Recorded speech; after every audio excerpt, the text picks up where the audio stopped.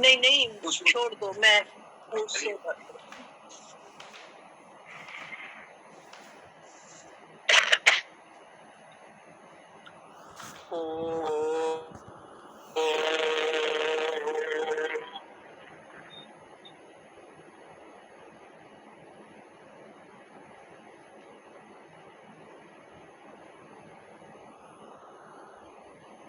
नरोत्तमं देवी सरस्वतीं ततो मुदीरये।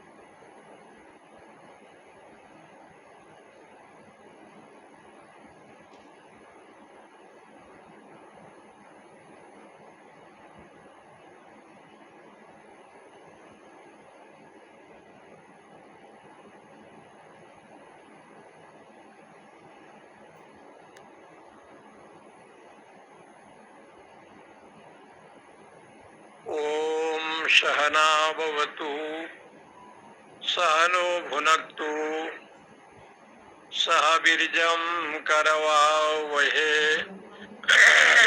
तेजस्विनावधीतमस्तु मा विद्विषावहे। ओम शांति शांति। शंकरं शंकराचार्यं केशवं बादरायणं सूत्रभाष्यकृतो वन्दे भगवन्तो पुनः पुनः। ईश्वरो गुरुरात्मेति मूर्तिभेद विभागिने व्योमवद्व्याप्तदेहाय दक्षिणामूर्तये नमः। ओम शांति शांति शांति। श्री कृष्ण गोविंद हरे मुरारे, हे नाथ नारायण वासुदेव। श्री कृष्ण गोविंद हरे मुरारे, हे नाथ नारायण वासुदेव। जीवे पिब स्वामृतमेतदेव, गोविन्द दामोदर माधवेति। श्री कृष्ण गोविंद हरे मुरारे, हे नाथ नारायण वासुदेव। विक्रेतु कामाखिल गोपकन्या, मुरारी पदार्पित चित्तवृत्ति। दध्यादिकं मोहवसाद गोच, गोविंद दामोदर माधवेति। श्री कृष्ण गोविंद हरे मुरारे, हे नाथ नारायण वासुदेव। श्री कृष्ण गोविंद हरे मुरारे, हे नाथ नारायण वासुदेव। मंदार मूले बदनाभिरामम्, श्री गोपी वृंदम पुरित वेणुनाथम। गो गोप गोपी मध्य शास्तम,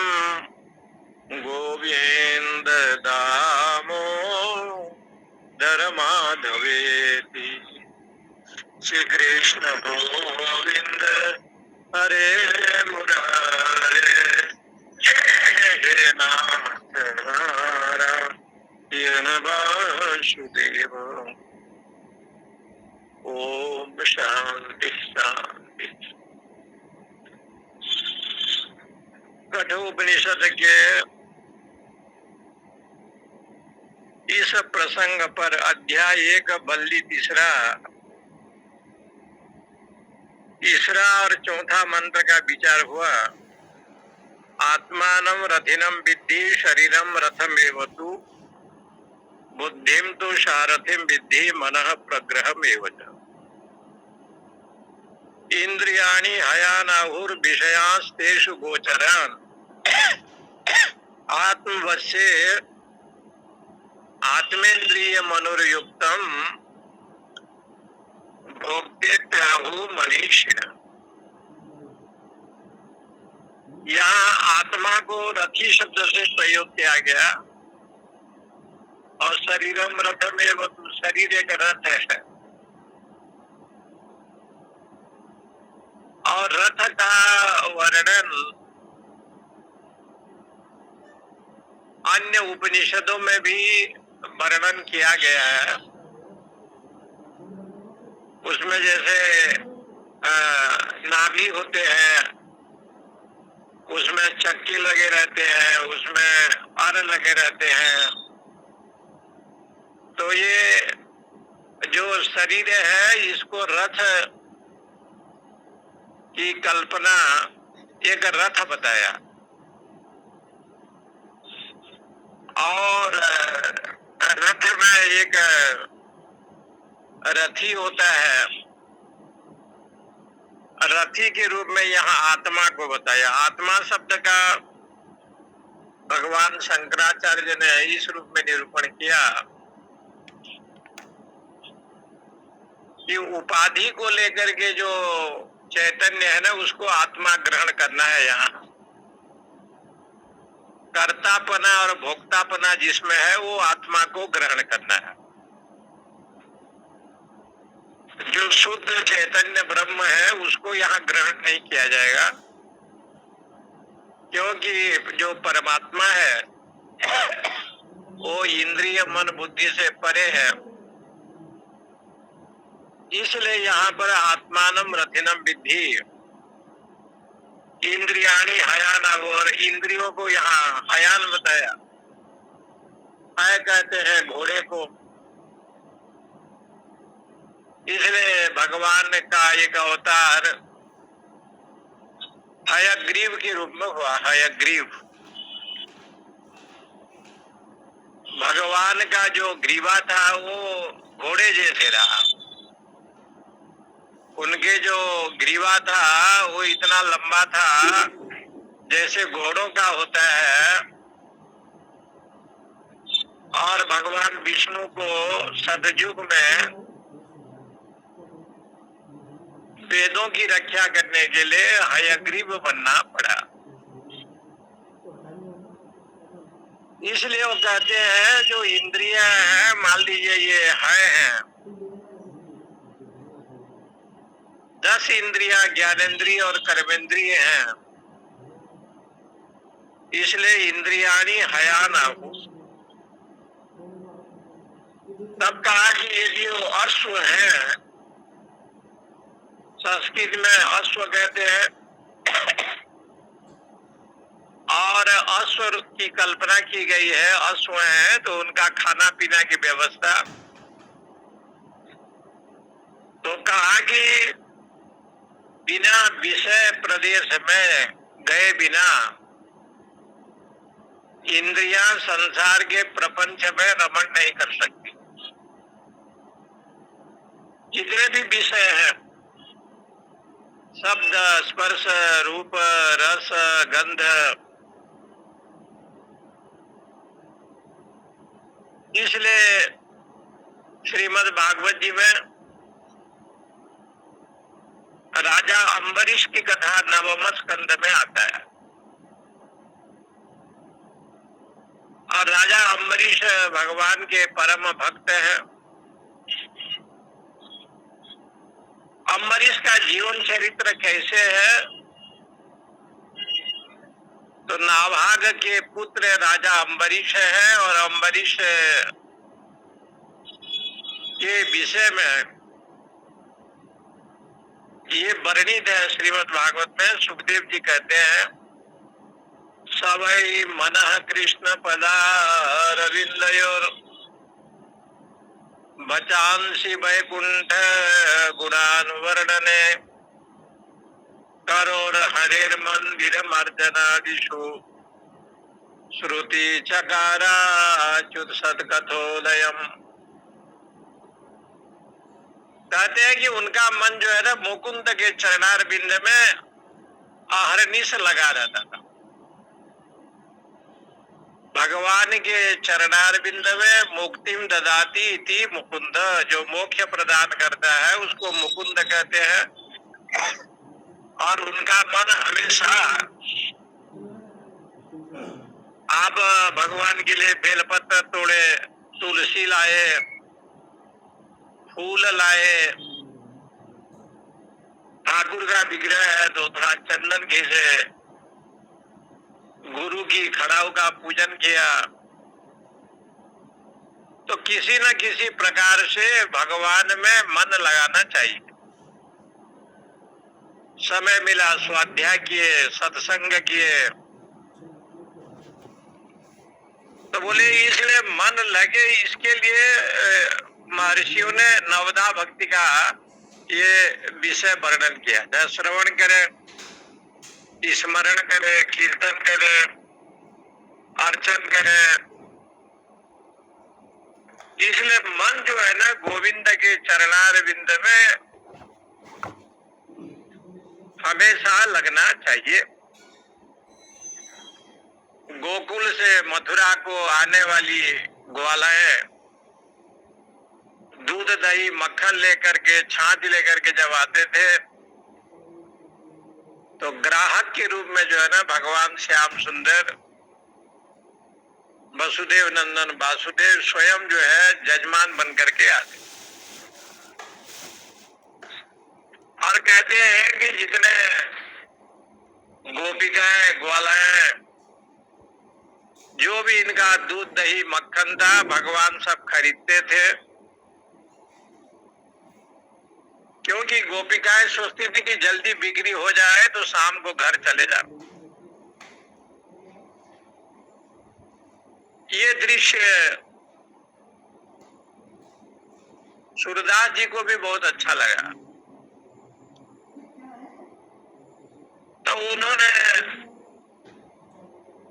ग्रंथों में अनेक प्रकार से विद्वानों ने, संतों ने लिखा, विक्रेतु कामा अखिल गोप कन्या, अखिल गोप कन्या विक्रेतु कामा, दूध दही छाछ का बिक्री हो जाए इसके लिए जितने गोकुल बरसाने और जहां जहां पर भी गोपिकाएं ग्वाला थे ये विचार करते थे, विक्रेतु अखिल गोप कन्या, विक्रेतु का बेचने की इच्छा से तो आप आए हैं और जल्दी बिक्री हो जाए, सूर्यास्त के पहले हम घर चले जावे।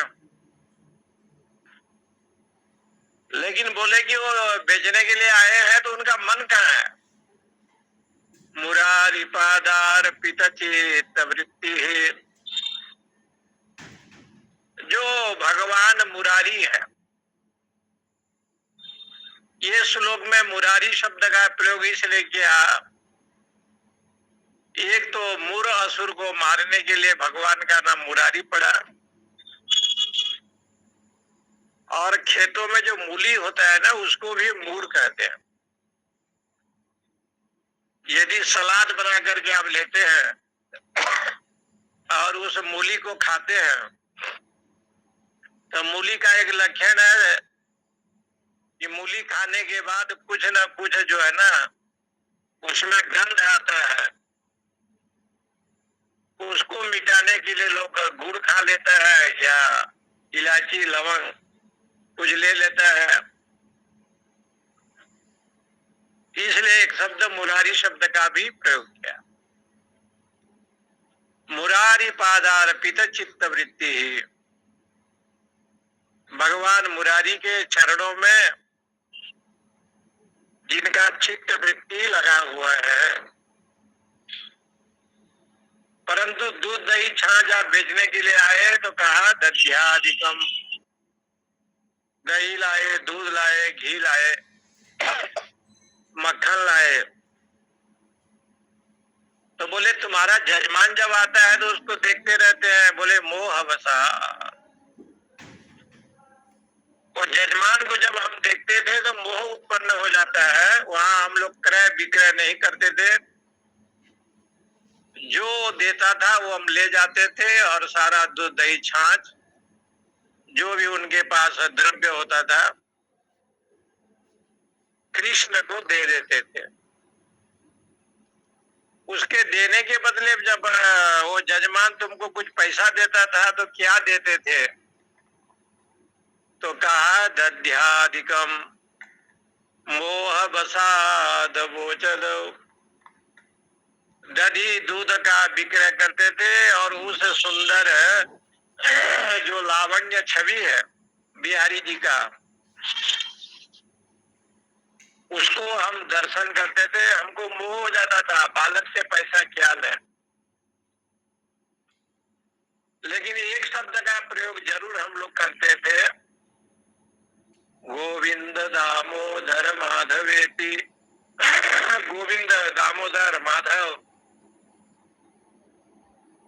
ये उनको सुनाते थे, भगवान सुनते थे।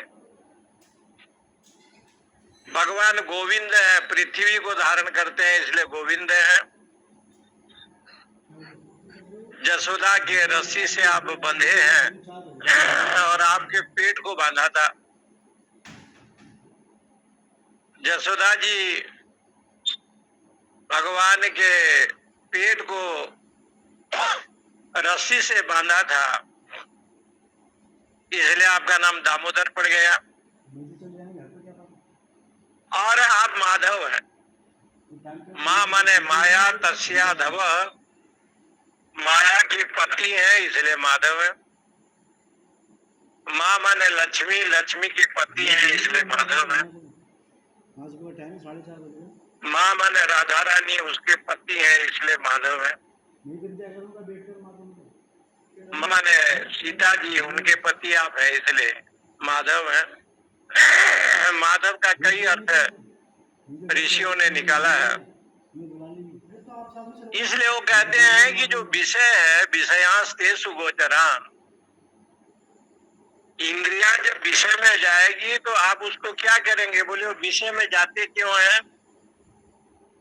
तो कहा आत्मेंद्रिय मनोयुक्तम भोक्ते त्राहु मणि।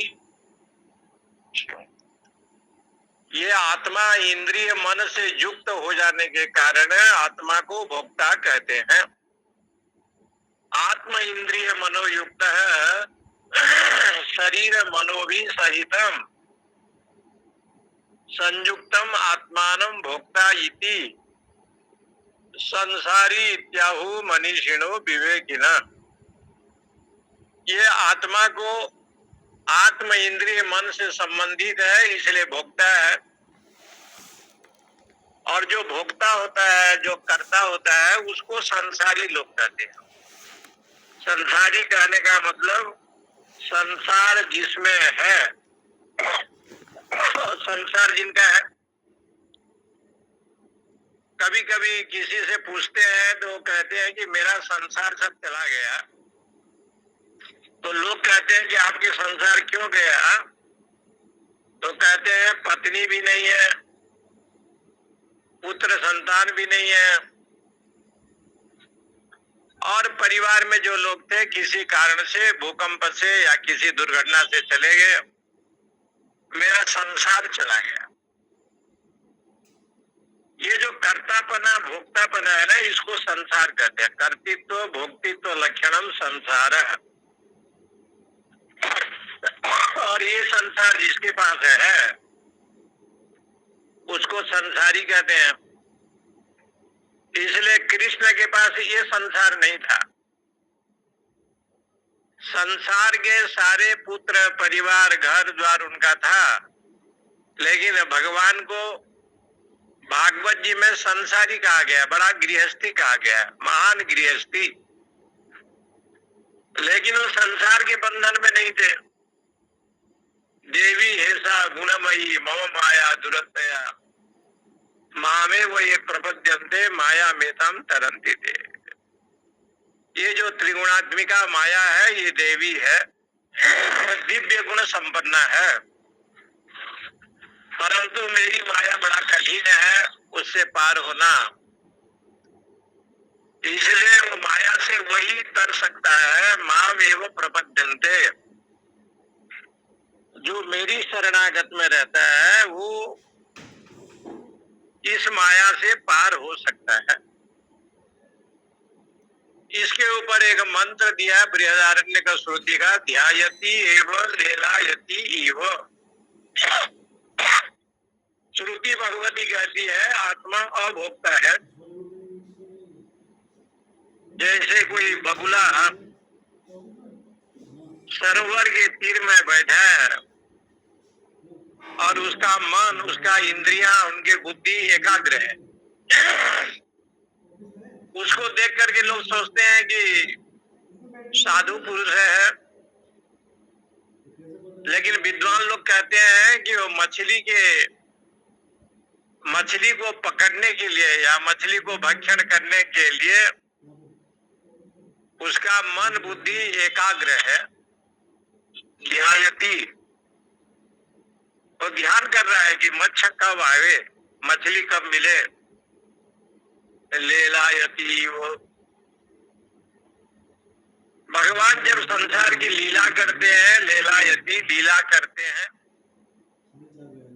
उस लीला में विषय जन्य जो इंद्रियां है, मन है, बुद्धि है, वो नहीं होते। और संसारी में जो कर्ता और भोक्तापन है ना, वहाँ विषय जन्य इंद्रियां रहती हैं। इसलिए उन्होंने कहा यस्त विज्ञानवान भवत्य युक्तेन मनसा सदा तस्य इंद्रियाणि वश्यानि दुष्टा स्वा इव सारथे। पांचवा मंत्र है यस्तु अविज्ञानवान भवति अयुक्तेन मनसा सदा तस्य इंद्रियाणि अवश्यानि दुष्टा अश्वा इव सारथे। उदाहरण देते हैं, सारथे दुष्टा अश्वा इव। एक सारथी है और घोड़े को वो चलाता है, लेकिन वो जो घोड़े हैं बहुत दुष्ट हैं, वो सारथी के काबू में नहीं है। इतने दुष्ट हैं कि सारथी के काबू में नहीं है, क्योंकि सारथी के अधीन वो घोड़े होना चाहिए, लेकिन दुष्टात्मा होने के कारण से उनके अधीन में नहीं रहते। उसका उदाहरण देते हैं तस्य इंद्रियाणि अवश्यानि, क्योंकि इसी प्रकार से जो अविवेकी पुरुष होता है उसके इंद्रियां अवश्यानि, उसके इंद्रिय उसके बस में नहीं होते। इसलिए यस्तु अविज्ञानवान भवति, वो विज्ञानवान वाला नहीं होता, शास्त्रीय नहीं होता। अयुक्तेन मनसा सदा, उसका मन एकाग्र नहीं होता। युक्त कहते हैं एकाग्रता को और अयुक्त कहते हैं अनेकाग्रता को। उसका मन जो है असंजेतेंद्रिय है, संजेतेंद्रिय नहीं है। इसलिए ये लिखते हैं यस्तु अविज्ञानवान भवति, उसका जो बुद्धि रूपी सारथी है अविज्ञानवान। विज्ञानवान का मतलब ज्ञान वैराग्य वाला है, और अविज्ञानवान का अर्थ होता है अविवेकी है। अयुक्तेन मनसा से, असंयमित जीवन वाला है। तत्र एवं सती अस्तु बुद्धाख्य सारथि विज्ञानवान निपुणो अविवेकी प्रवृत्तो च निवृत्तो च भवति। इसलिए यहाँ पर कहते हैं कि जो सारथी, सारथी शब्द का अर्थ हो गया बुद्धि, बुद्धि को सारथी बताया। बुद्धि तुम सारथिम विद्धि, जो जिसका बुद्धि निश्चय नहीं है, जीवात्मा का बुद्धि जो है ना निश्चय नहीं है कि मनुष्य जीवन दुर्लभ है और बिना भगवत कृपा से, ईश्वर अनुग्रह से मनुष्य जीवन मिलना बड़ा कठिन। मनुष्य जीवन की प्राप्ति बड़ा दुर्लभ है। अभी एक महात्मा जी यहाँ श्रावण महीना में रहे, इसी आश्रम में रहे, महीने भर शिवार्चन किया। अपने स्वामी रमण रेती स्वामी जी के बहुत प्रिय महात्मा है, स्वामी संविदानंद सरस्वती नासिक वाले शंकर जी के भक्त हैं, तो शिवार्चन किया।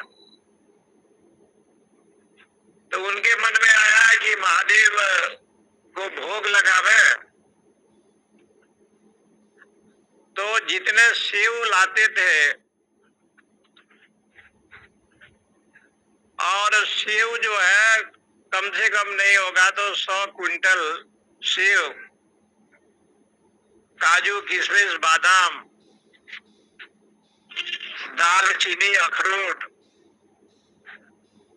मूंगफली क्या क्या ला करके भगवान को पूजा करते थे, दिन भर पूजा करते। तो कहते थे कि ठाकुर हमारे जो है ना ये खावे तो अच्छा रहेगा। ये भोलेनाथ है, भोलेनाथ के स्थान पर भूतनाथ भी हैं, प्रेतनाथ भी हैं। इसलिए कभी कभी जो है ना भगवान शिव जगदम्बा पार्वती जी के साथ जब बनारस में आए, घूमते घूमते जो है ना मणिकर्णिका घाट में पहुंचे, और मणिकर्णिका घाट में जैसे भगवान गए तो कहते हैं माता जी का जो कुंडल था वो कहीं गिर गया। जगदम्बा जी ने कहा कि मेरा जो कुंडल था कहीं गिर गया। शंकर जी ढूंढने के लिए चले और उनका कुंडल एक जगह गिरा, उनका जो मणि है कान का वो गिरा। इसलिए वहां पर वो कुंड का नाम पड़ गया मणिकर्णिका। कान के कुंडल जगदम्बा जी का गिर गया तो नाम पड़ गया मणिकर्णिका। और उस मणिकर्णिका जो नाम पड़ा, एक अभी भी वहां लोग ये है कि जल है शुद्ध जल, लोग स्नान वान करता है। भगवान शिव बहुत ढूंढे मिला नहीं, तो शंकर जी ने अंतिम में क्रोध होकर के श्राप दे दिया। बोले कि ये मणिकर्णिका जो नाम पड़ेगा यहाँ केवल इसको महा श्मशान भूमि कहा जाएगा। यहाँ केवल 24 घंटा मुर्दे ही जलेंगे। और आज भी शंकर जी का वो श्राप फलित है, इसलिए उसका नाम पड़ गया मणिकर्णिका घाट। और नित्य निरंतर कोई न कोई शव जो है ना जलता रहता है,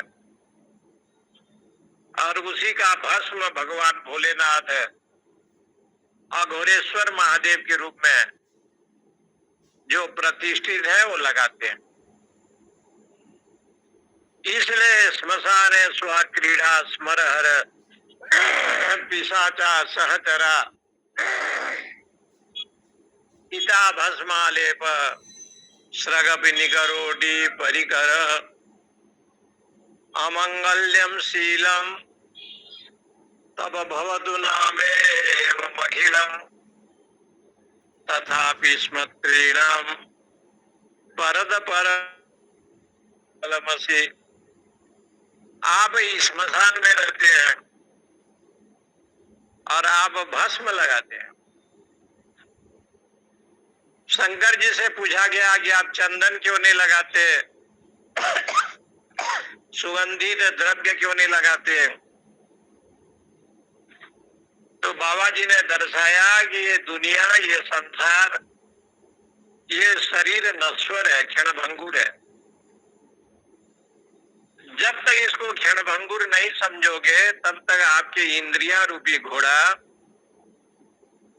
कभी भी प्राणी के बस में नहीं होगा। वो चंचल हो जाएगा, संसार के प्रवृत्ति मार्ग में ही विचरण करेगा। इसलिए उसका मन एकाग्रता यानी संयत इंद्रिय नहीं होगा। इसलिए मैं विभूति लगाता हूँ, भस्म लगाता हूँ।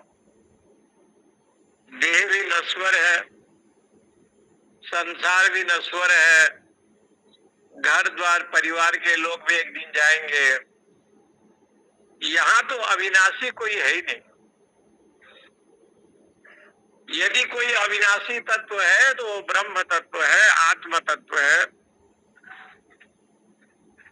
इसलिए हम यहाँ विचरण करते हैं। स्मशानेषु, स्मशान भूमि में हम रहते हैं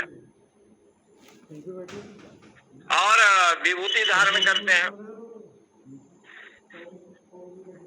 अमंगल्यम शीलम,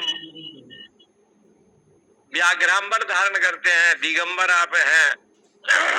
तो कहा कि अमंगल्यम शीलम, आपका जो रूप है बड़ा विकृत जैसे लगता है, लेकिन तप भवतु नामेव अखिलम, जो ओम नमः शिवाय का जप करे, आपका नाम मंगलमयी है।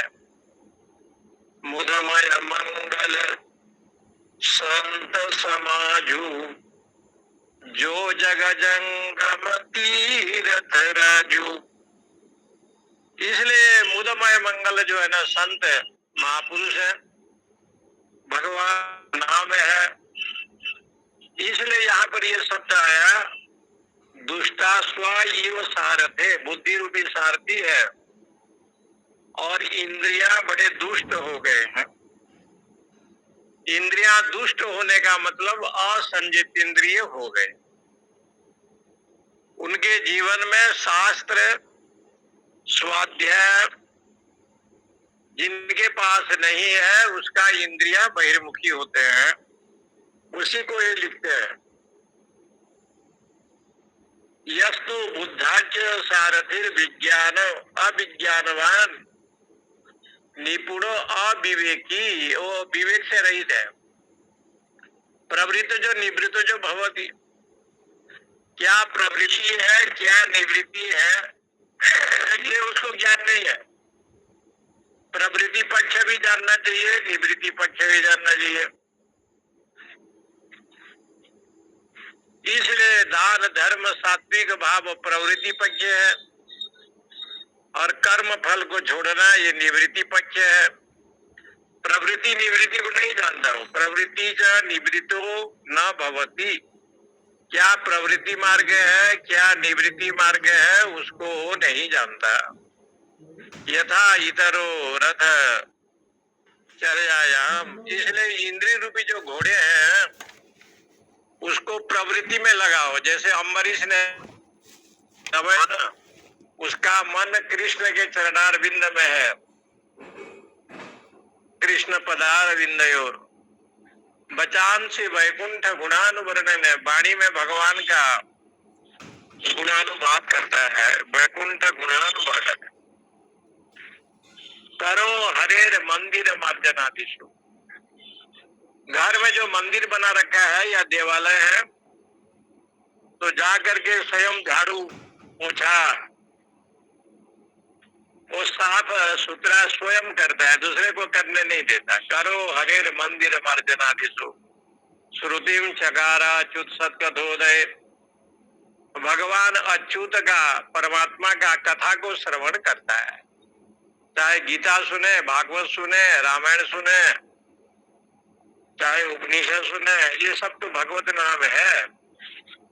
भगवान की दिव्य कथा का श्रवण साधक स्वयं करता है और जा करके बगीचा में तुलसी लाता है, तुलसी रसना तदर पीते, भगवान को भोग लगा करके तुलसी पत्ता प्रसाद के रूप में लेता है।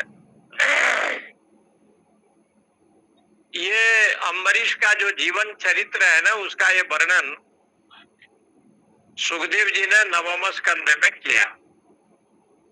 नाभाग के पुत्र अम्बरीश थे और उनका जो है दिनचर्या केवल इसी चीज में ही, इसी वस्तु में, आप बड़े बड़े आश्रम देखते हैं, जानते हैं, वृंदावन में देखें, रमन रेड्डी को देखें, ये काशी जी में भी बड़े बड़े आश्रम है, उनको भी आप देखें। लेकिन आश्रम के लोग कहते हैं कि हमको कोई चिंता नहीं है। बोले क्यों चिंता नहीं है? योग क्षेम वहाम्य, ये भगवान ने ये कह करके स्वयं बन गए। कृष्ण जब कहते हैं योग क्षेम का वहन करता हूं, तो भक्तों ने पूछा महाराज आप तो बंधन में आ गए, जो अप्राप्त वस्तु है उसके प्राप्ति भी कराते हैं और उसकी रक्षा भी आप करते हैं, उसका नाम योग है।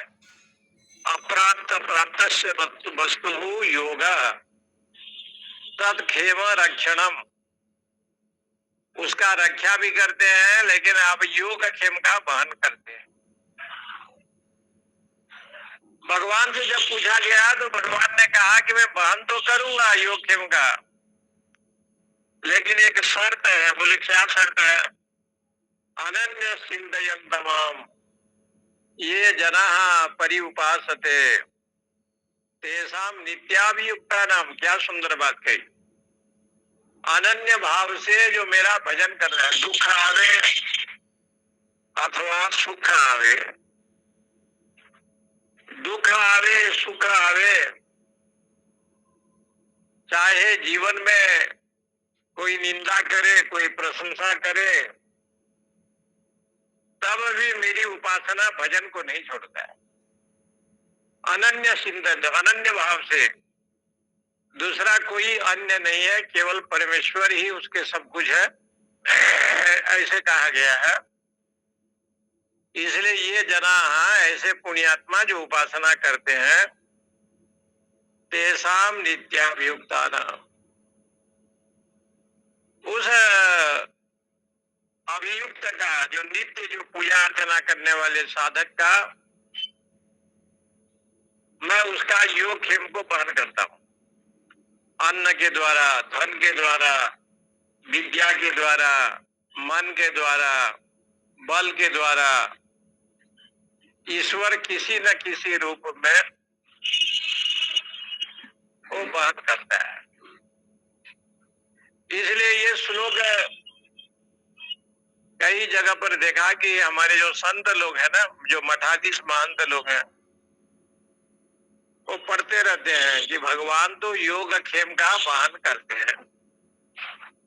तो इसमें प्रमाण क्या है? बोले अर्जुन रथी है और कृष्ण सारथी है। यहाँ सारथी जो है ना घोड़े नहीं है, यहाँ सारथी बुद्धि नहीं है, यहाँ तो सारथी भगवान है। मान लो अर्जुन जो है ना एक जीवात्मा है और सारथी के रूप में बुद्धि नहीं है,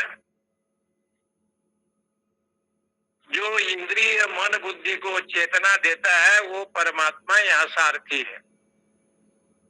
और जब भगवान ही जहाँ सारथी होंगे तो उनके जो घोड़ा है, उनका जो लगाम है, वो अपने आप जो है ना संयतेंद्रिय होकर के चलेगा। ये कथा यही है। सारथी के रूप में तो भगवान है और सारथी जो है ना रक्षा करता है, वो रक्षक भी है, भक्षक भी बन सकता है। लेकिन कृष्ण जहाँ सारथी बन गए, इसका अर्थ ये होता है कि आप हर परिस्थिति में भगवान के शरणागति में जावे। तो इसलिए उपनिषद का कहना है कि दुष्टाश्वा इव सारथे, ऐसे सारथी है कि वो घोड़े बड़े दुष्ट हैं। बोले कौन घोड़ा? तस्य अकुशलस्य। यहाँ लिखते हैं घोड़ा कोई दूसरा नहीं है, आपके इंद्रिय है। स्थानीयानी अवश्यानी, इसका मतलब क्या हो गया कि वो इंद्रियों को बस में नहीं किया। इंद्रिय के प्रपंच में वो है, संयमित नहीं है। जब संयमित जीवन नहीं होगा और जितेंद्रिय नहीं होगा तब तक वो भगवत प्राप्ति होना बड़ा कठिन है। इसलिए ये कहते हैं दुष्टाश्वा। हिंदी में एक अर्थ लिखा है बेकाबू घोड़ा। दुष्टाश्वा में दुष्ट, जो जितेंद्रिय नहीं है, जो इंद्रिय को नहीं जीता है, ऐसा जो व्यक्ति यस्तु विज्ञानवान भवति युक्तेन मनसा सदा तस्य इंद्रियाणि वश्यानि सदस्वा इव सारथे। छठवां नंबर मंत्र में कहते हैं यह तो विज्ञानवान भवति। पहला लक्षण बताया युक्तेन मनसा सदा। दूसरा लक्षण बताया तस्य इंद्रियाणि वश्यानि सद अश्वा इव सारथे। ये उदाहरण दिया, अश्वा इव सद। जो घोड़ा दुष्टात्मा नहीं है, जो घोड़ा सदस्वा, जिनके प्रकृति शांत है, सारथे वो सारथी के अधीन होते हैं। अच्छे घोड़े जो होते हैं वो सारथी के अधीन होते हैं। यह तो विज्ञानवान भवति, जो अपने बुद्धि रूपी सारथी को कुशल बनाया है। विज्ञान वान का अर्थ होता है कुशलता। युक्तेन मनसा सदा, और शास्त्र के चिंतन के द्वारा, साधना के द्वारा जो अपने मन को युक्त कर दिया है, मन को एकाग्र कर दिया है, समाहित चित्त जिनका हो गया है, तस्य इंद्रियाणि वश्यानि, वो इंद्रियां बस में रहती, उसका मन, उसके इंद्रियां वो बस में रहते हैं। इसलिए सदस्वा इव सारथे, जैसे सारथी के अधीन घोड़े रहते हैं, अच्छे घोड़े रहते हैं। अच्छे घोड़े का मतलब हो गया कि जिस समय सात्विक आपका सारा कर्म है, भोजन भी सात्विक है, व्यवहार भी सात्विक है, वाणी गुणानुकथन है, श्रवणो कथायाम, हस्तो कर्मसु मनस्तव पादयुर्न। इसलिए पुराण में कहा जाता है भले वो ब्राह्मण नहीं था, क्षत्रिय नहीं थे, वैश्य नहीं थे, शूद्र नहीं थे, लेकिन वो लोग कौन थे? तो कहा असुर थे।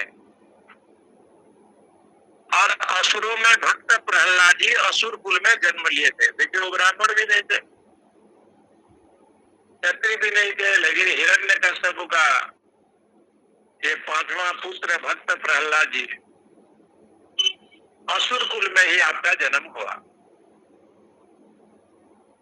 लेकिन उनके बताए हुए, उनके जो विभिन्न प्रकार से भजन साधन, जो भगवान का जो भक्ति है, एक असुर बालक अपने गुरुकुल में असुरों बालकों को शिक्षा दे रहा है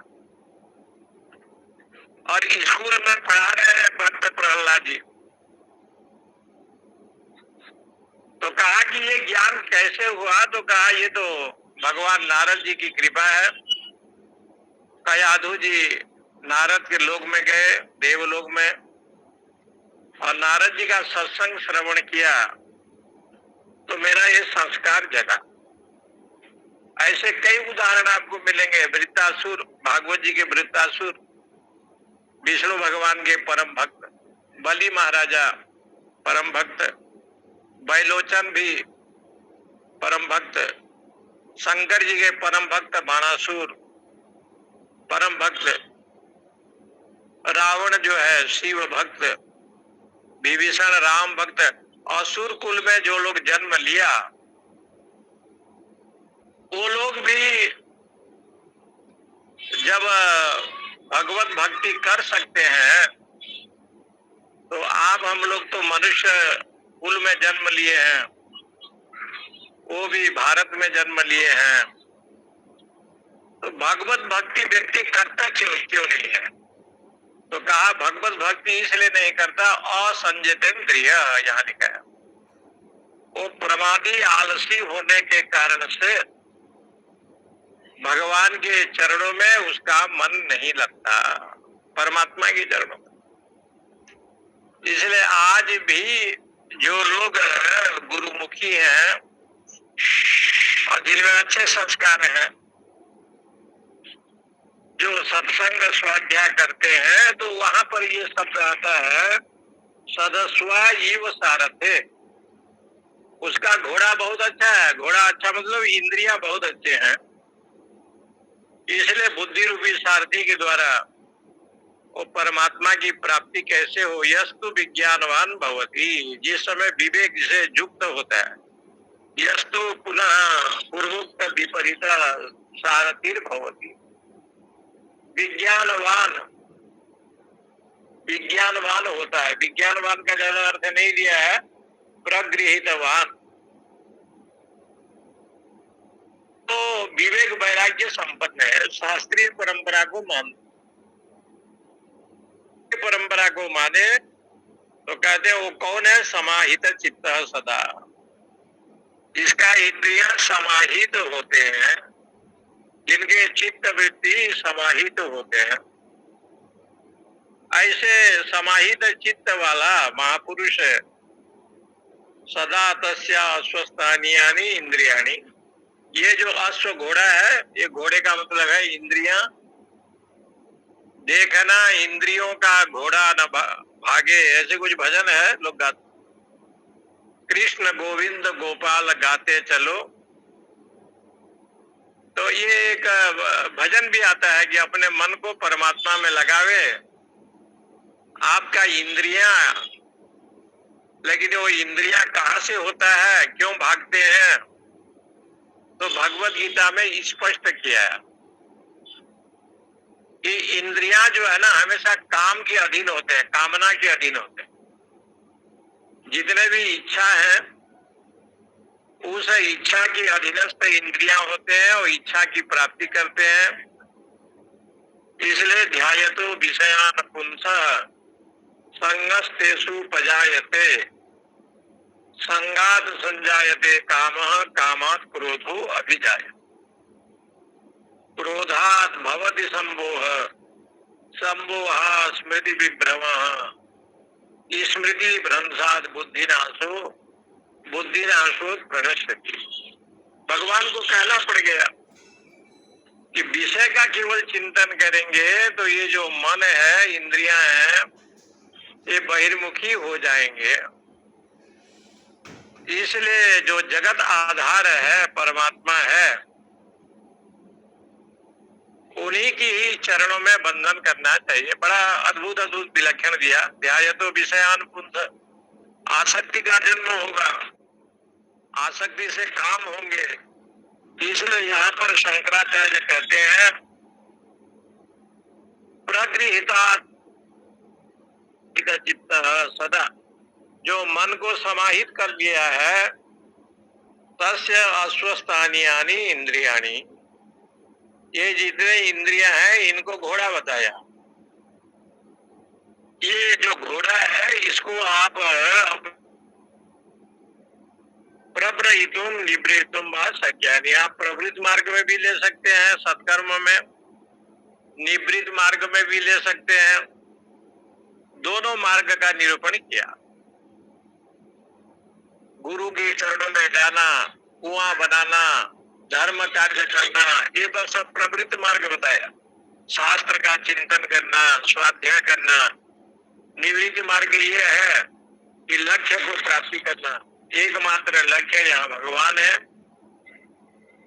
और उस परमात्मा के चरणों में आश्रय लेना, ऐसे शास्त्रकारों ने कहा कि प्रवृत्ति मार्ग भी है और निवृत्ति मार्ग है। जिसको कुछ नहीं चाहिए, नहीं देहवृताम शक्यम त्यक्तुम कर्माण्य शेषतः यस्तु कर्म फल त्यागे सत्यागी इति अभिधीयते। गीता जी में भगवान ने कहा ये एक शरीरधारी को क्या चाहिए, कर्म फल का त्याग कर दिया तो निवृत्ति मार्ग के आचार्य हो गया, और संसार के पदार्थ की इच्छा किया तो प्रवृत्ति मार्ग का हो गया। इसलिए इस मंत्र में ये निरूपण किया। इसलिए आगे का मंत्र है 7वां, यस्त विज्ञानवान भवत्य मनस्कः सदा शुचि न स तत्पदम आपनोति संसारम चाधिगच्छति। यस्तु अविज्ञानवान भवति अमनस्कः सदा अशुचि। ત્યાં 3 लक्षण देते हैं। जो प्राणी अविज्ञानवान भवति, विवेक वाला नहीं है, गुरु के चरणों में, शास्त्र के चरणों में, स्वाध्याय सत्संग में जो नहीं रहता वो हो गया अविज्ञानवान, विवेकी संपन्न नहीं है। अमनस्कः, जिनका मन केवल बहिर्जगत में ही जाता है, चंचल है। सदा अशुचि ही, और हमेशा अपवित्र रहता है। अपवित्र का मतलब विषय का सेवन करता है, जो केवल विषय का ही सेवन का। 3 लक्षण दिया यहाँ। या तो